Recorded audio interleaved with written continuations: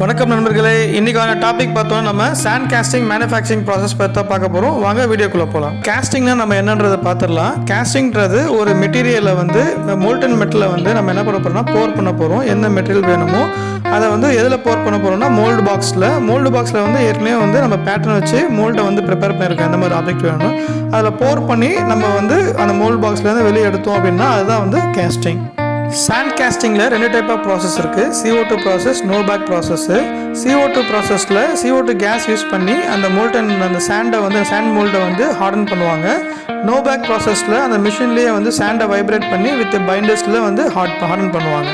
Costing ப்ராசஸோட first step வந்து pattern preparation. பேட்டர்னை வந்து ஆப்ஜெக்ட் மாதிரியே ப்ரிப்பேர் பண்ணிவிட்டு எப்படி ப்ரிப்பேர் பண்ணணும்னா உட் பேட்டர்ன் யூஸ் பண்ணி இல்லை அலுமினியம் பேட்டர்ன் யூஸ் பண்ணி ப்ரிப்பேர் பண்ண போகிறோம்.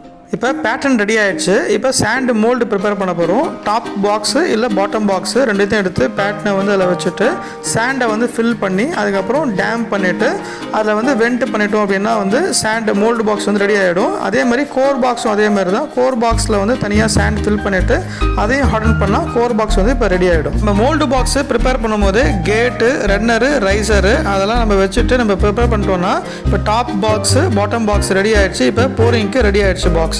மெல்டிங் ஃபர்னஸில் வந்து நம்ம தேவையான மெட்டீரியல் இப்போ என்ன போர் பண்ண போகிறோமோ அந்த மெட்டீரியல் வந்து இப்போ ரெடி ஆயிடுச்சு மோல்டன் மெட்டல். இப்போ வந்து அந்த மோல்டு பாக்ஸில் வந்து ரன்னரில் வந்து நம்ம போர் பண்ண போகிறோம். எப்படி வச்சு போர் பண்ண போகிறோம்னா லேடரில் வந்து நம்ம போர் பண்ண போகிறோம். இப்போ போரிங் பண்ணியாச்சு. இப்போ மோல்டு பாக்ஸ்லேருந்து நம்ம உள்ளே இருக்கிற காஸ்டிங்கை வந்து வெளியே எடுக்கணும். எடுத்துட்டு அதில் இருக்கிற சாண்ட்லாம் ஷேக் அவுட் பண்ணி எடுத்துட்டு அதுக்கப்புறம் ஃபெட்லிங் பண்ணிவிட்டு கிரைண்டிங் பண்ணிவிட்டு ஷார்ட் பிளாஸ்டிங் இல்லை சாண்ட் பிளாஸ்டிங் பண்ணிட்டோம் அப்படின்னா ஃபைனல் ப்ராடக்ட் வந்து ரெடி. இதுதான் வந்து காஸ்டிங்கோடைய ப்ராசஸ். இந்த ப்ரெசன்டேஷன் உங்களுக்கு பிடிச்சிருந்தா லைக் பண்ணுங்கள், ஷேர் பண்ணுங்கள், சப்ஸ்கிரைப் பண்ணுங்கள். எனக்கு ஒரு மோட்டிவேஷனாக இருக்கும். ஃபுல் வீடியோ லிங்க் டிஸ்கிரிப்ஷனில் கொடுத்துருக்கேன், பாருங்கள். நன்றி. நம்ம நெக்ஸ்ட் ப்ரெசன்டேஷனில் மீட் பண்ணலாம்.